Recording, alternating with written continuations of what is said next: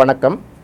சட்டமன்ற தேர்தல் முடிவுகளை ஒட்டி வெற்றி பெற்ற கட்சி என்ன பதிலை சொல்லும், தோல்வியடைந்த கட்சி என்ன பதிலை சொல்ல வேண்டி இருக்கும். இது ஒவ்வொரு தேர்தல் முடிவுகளின் போதும் அவங்களோட நிலைப்பாட்டை அவங்க சொல்லி தான் அனுப்புவாங்க.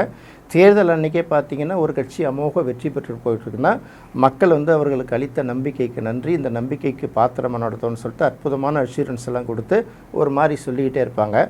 தோற்ற கட்சிகள் என்ன பண்ணுவாங்க அப்படின்னு கேட்டிங்கன்னா, மக்கள் தீர்ப்பே மகேசன் தீர்ப்பு, மக்கள் தீர்ப்பை தலைவணங்கி ஏற்கிறோம், அடுத்தது எங்களுடைய சின்ன சின்ன தவறுகள்லாம் நாங்கள் திருத்திக்க நினைக்கிறோம் அப்படின்னு சொல்லுவாங்க. இது ஒரு மாதிரியான அணுகுமுறை. இன்னொரு அணுகுமுறை இருக்குது. சில இடங்களில் பார்க்கும்போது தேர்தலில் வெற்றி பெற்ற கட்சி பெரிய அளவுக்கு காரணம் சொல்ல வேண்டிய தேவையில்லை. எங்கள் தலைவருடைய அயராத பிரச்சாரம், அவர்களுடைய திட்டங்கள், அதுக்கப்புறம் அவருடைய தேர்தல் அறிக்கை, இது எல்லாம் தான் எங்களுக்கு மக்களிடையே நம்பிக்கை பெற்று தந்தது, நாங்கள் வெற்றி பெற்றோம் அப்படின்னு அவங்க ஒரு காரணத்தை சொல்லிடுவாங்க. எதிர்கட்சியிலேருந்து பார்க்கும்போது என்ன சொல்லுவாங்க அப்படின்னு கேட்டிங்கன்னா, உங்களுக்கும் எங்களுக்கும் பெரிய அளவுக்கு வாக்கில் வித்தியாசம் இல்லை, கடந்த தேர்தலில் நாங்கள் என்ன வாக்கு வாங்கியிருந்தோமோ அதே பர்சன்டேஜ் தான் இந்த தேர்தல்லையும் வாங்கியிருக்கோம், ஒரு சில இடங்களில் உங்களுக்கு கூடுதலாக கிடைக்கிறதுனால நீங்கள் சீட்டு அதிகமாக வாங்கிட்டீங்க, அதனால் ஒன்றும் பெரிய வித்தியாசம் கிடையாது, மக்கள் எங்கள் பக்கம் இருக்கிறாங்கிறது இந்த பர்சன்டேஜை வச்சு இதுவே எங்களுக்கு நிரூபிக்கிறதுக்கு போதுமானதுன்னு சொல்லிட்டு அவங்க சொல்லுவாங்க. இதை சிம்பிளாக சொல்லப்போனால் வெற்றி பெற்றவர்கள் தொகுதி எண்ணிக்கையை சொல்லி பெருமிதப்படுவாங்க, தோற்று போனவர்கள் வாக்கு சதவீதத்தை சொல்லி நாங்கள் ஒன்றும் பெரிய அளவுக்கு தோல்வி அடையலைங்கிறத ஒரு விஷயத்தை சொல்லிகிட்டு இருப்பாங்க. இதுதான் ஒரு தேர்தலையும் நம்ம பார்த்துக்கிட்டே வரக்கூடிய ஒரு விஷயம். இந்த தேர்தலில் ஒரு விசித்திரமான அணுகுமுறையை எல்லா கட்சிகளும் கடைபிடிக்குது. குறிப்பாக ஆளுங்கட்சியோடு இருக்கக்கூடிய கூட்டணி கட்சிகள் ஒரே ஒரு விஷயத்தை தொடர்ச்சியாக வலியுறுத்திட்டு வருது. இது தேர்தலுக்கு முன்னாடி இல்லை, தேர்தலுக்கு பின்னாடி. அளவுக்கு அதிகமான வரலாறு காணாத ஒரு வாக்குப்பதிவு நடந்திருக்கு. 85%ங்கிறதுலாம் நினச்சி கூட பார்க்க முடியாத அளவுக்கு வாக்குகள் பதிவாகி இருக்குது. இந்த வாக்குகள் பதிவாகி இருக்கிறதுனால வழக்கம் போல் இந்த தேர்தல் ஆய்வாளர்கள், இந்த பத்திரிகையாளர்கள் எல்லாமே சொல்கிறது என்னென்னா, எப்போதுமே இந்த மாதிரி பர்சன்டேஜ் அதிகமாகும்போது மக்களுக்கு ஆளுங்கட்சி மீதான எதிர்ப்பு அதிகமாகுது, எதிர்கட்சிகளுக்கு இது சாதகமாக இருக்குன்னு ஒரு விஷயத்த சொல்லுவாங்க. இதை ஆளுங்கட்சி தரப்பிலும் அதில் இருக்கக்கூடிய கூட்டணி கட்சி தரப்பிலும் பார்த்திங்கன்னா அவர்களால் இதை ஏற்றுக்கவே முடியல.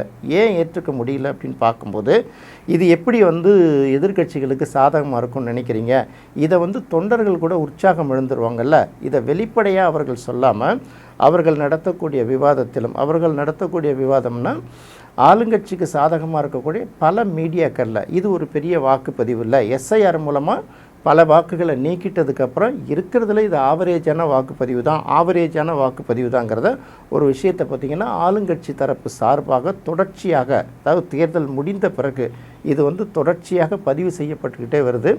இதோட ரீசெண்ட் வெளிப்பாடாக நம்ம பார்க்கும்போது கூட திமுக கூட்டணியில் இடம்பெற்றுள்ள விடுதலை சிறுத்தைகள் கட்சியோட தலைவர் கூட பார்த்திங்கன்னா தொடர்ச்சியாக அதுதான் சொல்லிகிட்டு இருக்கார். இது ஒன்றும் வரலாறு காணாத வாக்குப்பதிவுலாம் இல்லை அப்படின்னு சொல்லிட்டு பெரிய சில விஷயங்களை அவர் ஒப்பிட்டு பேசிட்டு வர்றாரு. இதுக்கு அவசியம் தேவைதானா அப்படின்னு ஒரு கேள்வி எழுது இல்லையா? கண்டிப்பாக இது அவசியம் தேவையே இல்லை. இது யாருக்கு சாதகமாக இருக்கோ யாருக்கு பாதகமாக இருக்குதோ வாக்கு எண்ணிக்கை ஆகும்போது நமக்கு தெரிய போகுது. இருந்தாலும் ஏன் அளவுக்கு அதிகமாக நடுங்கணும், எதற்காக அளவுக்கு அதிகமாக பயப்படணும் அப்படின்னு ஒரு கேள்வி வருது இல்லையா? ஏன்னா ஆளுங்கட்சி அப்படி ஒரு நேரேட்டிவை செட் பண்ணி வச்சுருக்குது. பார்த்திங்கன்னா நம்மளை மாதிரி ஜனநாயக நாட்டில் ஊடகங்கள் சுதந்திரமாக செயல்படணும். அவர்கள் என்ன பண்ணுவாங்கன்னா, நடக்கக்கூடிய விஷயங்களை, தவறுகளை வெளியில் கொண்டு வந்துடுவாங்க. அப்படி வெளியில் கொண்டு வர்ற தவறுகளை கண்ட்ரோல் பண்ணி இதுக்கப்புறம் நடக்காமல் இருக்கிறது பாதுகாக்கிற விஷயங்கள் அரசு செய்ய அதோட வேல்யூ ஏறிக்கிட்டே போகும். ஆனால் இங்கே என்ன நடக்குது அப்படின்னு பார்த்தா, ஒரு சாதாரண விஷயத்தை, ஒரு தவறை சுட்டி காட்டினால் கூட அது எதுலேயுமே வராத அளவுக்கு பார்த்துக்கிற அளவுக்கு எல்லா ஊடகங்களையும் ஆளுங்கட்சி கட்டுப்பாட்டில் கொண்டு வந்துடுது. இது மக்களுக்கு நல்ல விஷயம் கிடையாது. இன்னும் சொல்லப்போனால் இந்த ஊடகங்கள்லாம் உண்மை செய்திகளை வெளியிட முடியாமல் தடுக்கிற அந்த கட்சிக்கு கூட அது எதிர்காலத்தை பாதிக்குங்கிறது தான் உண்மை. தமிழக தேர்தல் அப்படின்னு பார்த்தாலே அது திமுகவுக்கும் அதிமுகவுக்கும் அப்படின்னு சொல்லிட்டு விஜய்க்கு 3வது இடம் தான் கிடைக்கும், 15% தான், 18% தான், 20% தாங்கிற விவாதங்களை மட்டும்தான். இதை தவிர யாருமே பேசுவதற்கு வழியே கொடுக்கல. ஆனால் வாக்குப்பதிவு நிலவரத்தை பார்க்கும்போது ஒருத்தவங்களும் விசாரிக்கிறோம் இல்லையா, ஒரு வீட்லேயும் விசாரிக்கிறோம். இன்னும் நமக்கு சமூக ஊடகங்கள் மூலமாக வரக்கூடிய தகவல்கள், மக்களோட தொடர்பில் இருக்கிறவங்க மூலமாக வரக்கூடிய தகவல்களை பார்க்கும்போது எந்த அளவுக்கு ஒரு வாக்குகள் பதிவாயிருக்கு, விஜய்க்கு எந்த அளவுக்கு ஆதரவு இருக்குங்கிறத நம்ம பார்த்தோம். விஜய் அந்த அளவுக்கு ஆட்சியை பிடிக்கிற அளவுக்கு, சீட்டை பிடிக்கிற அளவுக்கு அவர் வெற்றி பெறுவாரா என்ன அப்படிங்கிறது தெரியாது.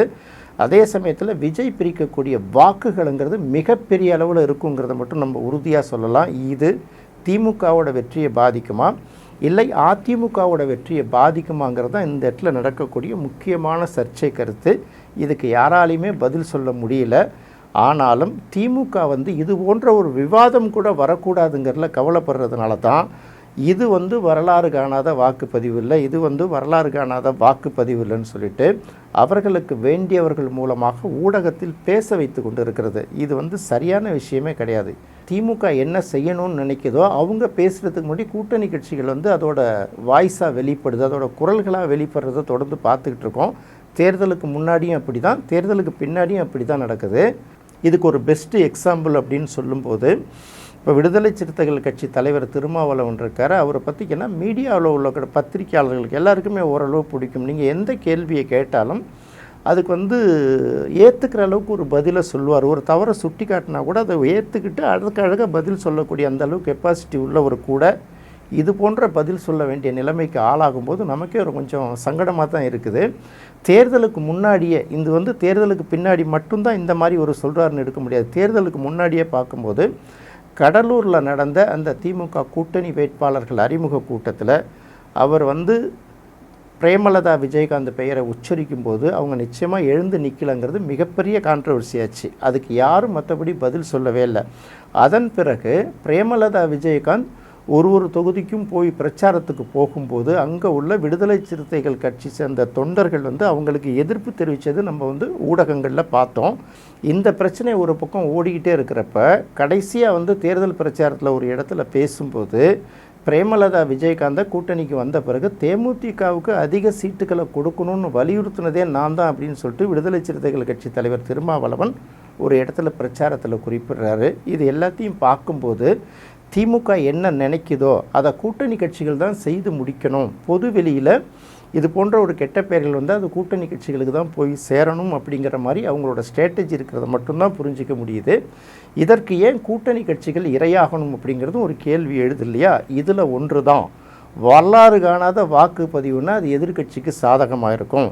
இந்த கருத்தியல் கூட மக்கள் மத்தியில் போய் சேரக்கூடாதுங்கிறதுக்காக இது ஒரு வரலாறு காணாத வாக்குப்பதிவு அல்ல, இது சாதாரண வாக்குப்பதிவு தான். அப்படி சொன்னால் தான் இது எதிர்கட்சிக்கு சாதகமாக இருக்கும்னு சொல்ல முடியாது இல்லையா? இப்போதைக்கு நம்ம என்ன கருத்துக்களை சொன்னாலும் இது சரி அது தவறு அப்படின்னு பேசினால் கூட 4ஆம் தேதி வாக்கு எண்ணிக்கை நடக்கும்போது தான் நம்ம கணக்கு எந்த அளவுக்கு சரி நம்ம கணக்கு எந்த அளவுக்கு தவறுங்கிறது தெரிய வரும். மக்களோட எண்ண ஓட்டம் என்னங்கிறதையும் நம்ம முழுமையாக புரிந்துக்க முடியும். அது வரைக்கும் பொறுத்திருப்போம். நன்றி, வணக்கம்.